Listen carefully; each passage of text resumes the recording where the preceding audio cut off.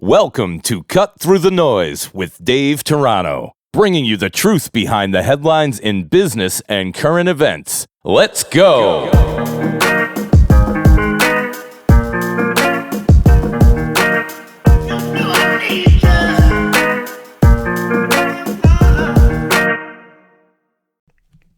This morning's conversation is directed at newer sales professionals out there. I want to see if there's something I can do or anything I can do to potentially help you out if you are struggling to get your business going in 2020. If this is your first, crack at sales, maybe you just graduated from school and now you're in a sales job, or maybe you started earlier this year or last year, but you're still relatively new in your role. You've entered into an environment that none of us have really seen before. I can tell you, and I've said in the past, that I've been through very, very challenging environments before. I've never been through a pandemic. But I hope that you're somehow finding ways to stay focused and motivated. One of the topics that consistently comes up between my clients and I is how do we stay motivated during these times? And my question in return is always, well, how do you stay motivated ever? What do you do normally to stay motivated, and how could you potentially apply that to now? There's so many negative messages that we have to deal with every day, inside and outside of work. And our job is to make sure that we are well aware of the messages that we allow into our heads. Are we listening to the wrong messages? I was talking to a client the other day whose business is up 23% over 2019. And then I talked to another person who has a client in the same exact space, serving the same exact market, and they have not closed a piece of business in 6 months. Same type of companies, same services, same market. One's up 23%, and they're not a small company, and the other hasn't closed a deal since April. Something's wrong with the way this other company thinks. That's a leadership problem. That's a mindset problem. That's a what messages should I stop listening to problem. And so for you younger people that might just be getting into this, sales is a tricky thing if you get started in the wrong way. If you start to build bad habits and believe negative thoughts too early, you could spend years floundering.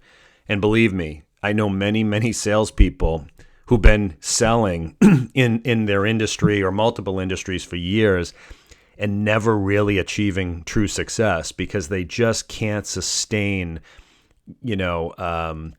consistency, or they start to buy in to the common traps, like some of the more common fraudulent messages that salespeople can fall prey to and start to believe in is like, I can't get people on the phone. People don't answer their phones anymore.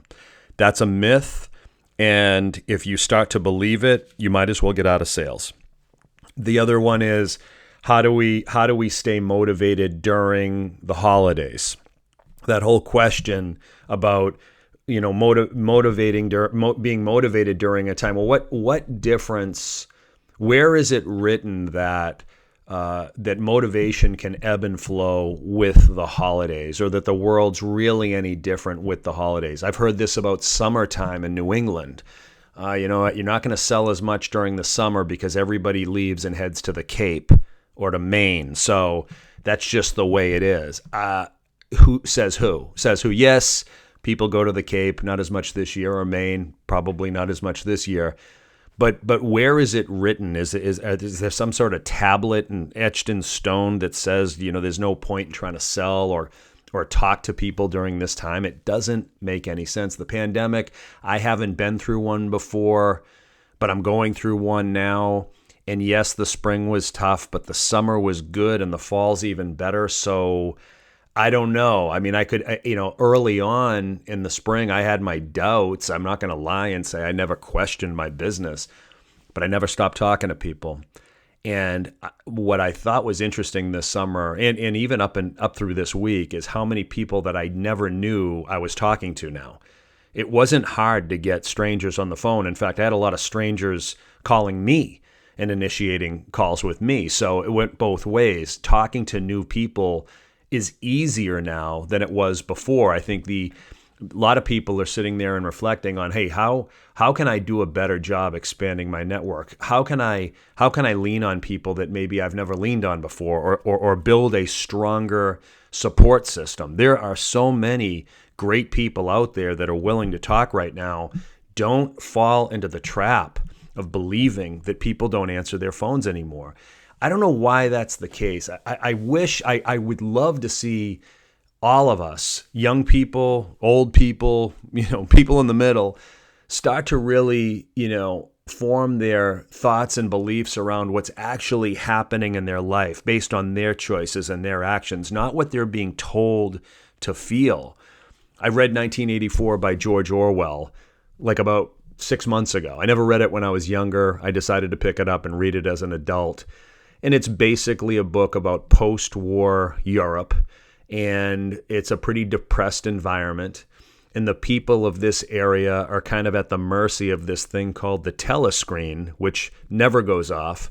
And the telescreen is constantly watching the people and telling them what's going on in the world and kind of giving them some, the telescreen kind of dictates how people are supposed to feel. The country's doing well. Oh, great. We feel good. The country's doing badly. Nuclear war's about to happen. Oh, we feel bad. And I can't help but to think that same thing is what's going on in our world today. The telescreen today is the television. It's social media. It's all this. We have a lot of misinformation out there from different countries and from different political parties and from different media outlets. There is so much misinformation out there. Or if it's not misinformation, there's so much slanted information, biased information. We've got polarizing information out there. There's very little information that's down the middle, which is why I do this podcast. I'm trying to put something out there that's down the middle that gives people kind of a reality or a realistic way of looking at anything rather than polarizing opinions. That's what's destroying us, is polarizing opinions. It's what causes people to be paralyzed in their decision making. It causes people to stop taking action. It causes people to sit there and contemplate, wow, things are really tough out there. Maybe I'll just sit at home. Or, you know what? It's hard to get people on the phone. People are depressed. I don't want to bother them. I won't make that call. Or it's the holidays. Give people a chance to relax and be with their families. I'm not going to bother them. I'm not going to make a call. And then we start to believe no one really wants to talk right now. Nobody really wants to get on the phone. Not true. Not true. But if you believe that and you make that your reality, that's exactly what's going to happen, and it will be true for you. If that's the way you're wired and you're susceptible to believing this bullshit, which is what it is, get out of sales now. Get out of anything now. If we're going to hold on to negative beliefs and then make all of our decisions based on a negative thought, and our decisions are, I'm going to hide, I'm going to wait, I'm going to sit back and wait to be told that things are okay. Well, you're basically allowing somebody else to drive you right over a cliff, because in your job, you'll ultimately get fired. Nobody wants a salesperson that's not initiating communication with the market, that's not building relationships with other people, that's not expanding relationships with other people, that's not initiating relationships with other people. If that's the way you're going to be, and you want to believe these thoughts that, hey, things are tough, no one wants to talk, no one's going to answer my call, then get out of sales. Get out of sales. That would be like a doctor saying, oh man, it's it's going to be really hard to fix this patient right now. There's a lot wrong with them. You know what? Let me wait this one out, and maybe let's see what comes in tomorrow. Let's see if somebody comes in with a more fixable problem tomorrow, and I'll see if I can do that. That's a ridiculous thought. Obviously, it doesn't happen, but that's what happens in sales. And younger salespeople have it a little bit tough because the telephone today is not what the telephone was 5 years ago, 10 years ago, 20 years ago. The telephone today is a mechanism that we use to text and to like things and to post things and all that, but not really used to talk to other people. And whether we want to admit it or not, if you're going to get into sales, for example, and I'd argue this applies to any industry. If you're going to hide behind technology to avoid communicating with other people, and when I say communicating, I mean maybe there's you got to initiate an awkward conversation with somebody. Don't hide behind text. Don't hide behind email. Don't avoid them. Don't ignore them. Call them. Talk to them. Deal with what's uncomfortable. Make a call. Have the courage to make a call. Don't assume that just by sending out a canvassed email or sending them a video of yourself talking is going to get the job done. It's not. I mean, sometimes it will. I mean, don't get me wrong. Sometimes it will. But that's not going to help you build a real relationship. The real reason, for example, to you newer salespeople, that people don't answer their phones is because, one, you're not calling them. You're assuming they don't want to talk, so therefore you don't call them. That's one. Two is you either don't let them know you're trying to reach them, so you either don't leave a voicemail or you leave a long-winded disaster of a voicemail that nobody listens to. The other thing that is often a problem, and the reason you don't get return calls, is your message is not compelling. They don't relate to your message. It doesn't make sense, or it's generic, or you don't believe in it. You don't believe the words coming out of your mouth. And therefore, why would somebody else? And the last thing that's most common is one attempt. I'm going to call once, and if they don't call me back, I ain't going to call them again. Or I'm going to wait 6 months, or I'm going to wait 3 months. One attempt, you might as well not do it at all. One attempt and having somebody brush you off the phone and then you giving up doesn't count. Don't think that one attempt, whether they answer or don't answer, counts as effort. It doesn't. That's like putting one seed in the ground and assuming that vegetables are going to sprout. I planted the cucumber seed, and therefore, I'm going to have 100 cucumbers. No, it's not going to happen. You got to plant multiple seeds. You got to put multiple things in the ground. You got to water them and weed them, get the sun and all that stuff. Why wouldn't the same thing apply to a relationship? We've got to be willing to put in the time. And that's where motivation comes from.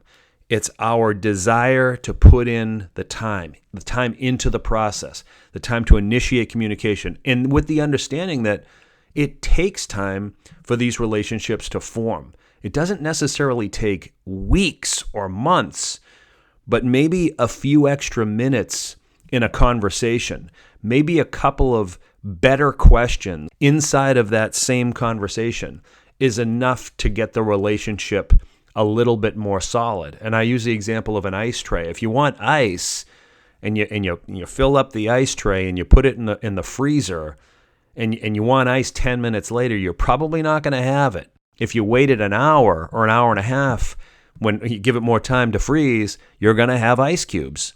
But you're not going to have them in 10 minutes. And I think that's one of the biggest problems I see in newer salespeople is they make the assumption that selling and closing business and all that stuff is possible now. It is sometimes. Sometimes you'll get lucky and you'll close a deal, but that's not sustainable. And by the way, I get it. I get that companies, for example, if you're selling into an environment that's unstable right now, there may be no business right now. There might not be an opportunity inside of the organization that you're calling into. That's fine. It's not about trying to land a deal every time you make a call.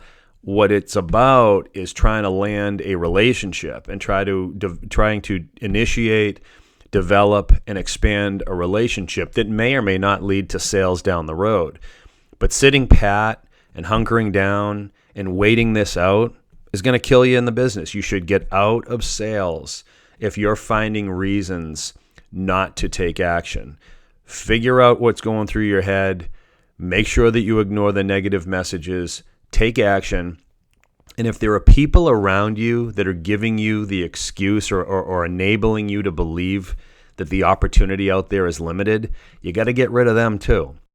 Plenty of senior salespeople all over the place they've run into this problem for years. And there's a lot of senior salespeople right now that never really developed relationships. Maybe they, in a lucky way, landed an account, or maybe they've been camping in an industry that, it was on autopilot for years and now isn't. And now they can't fall back on real relationships because all they were was an order taker for years, a commodity salesperson for years. That's no way to build a career and no way to build a business. So my advice is, don't listen to anybody that tells you it's tough, you should wait, don't bother people, it's a pandemic, it's the holidays, it's the summer. Don't listen to any of that. And take responsibility for initiating communication with people and give each relationship a little time to mature. Don't expect business immediately. If it comes to you, great, but that's luck.